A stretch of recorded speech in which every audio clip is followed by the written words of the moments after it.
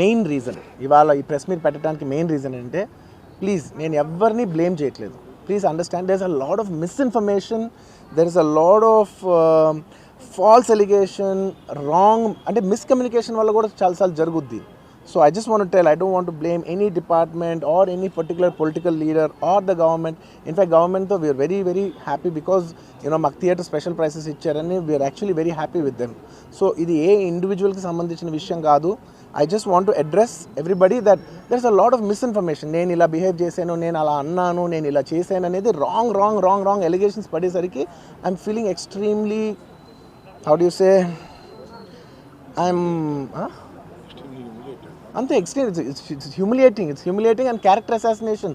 నేను 20 ఏళ్ళుగా నేను ఎప్పుడు ఇలాంటి ఇష్యూలో 20 ఏళ్ళుగా నన్ను చూస్తున్నారు కదా, నేను ఎప్పుడైనా ఇలా చేస్తానా, ఇలా అంటానా, ఇలా మాట్లాడగలనా? అలా అన్నప్పుడు చాలా బాధ వేస్తుంది. ఎందుకంటే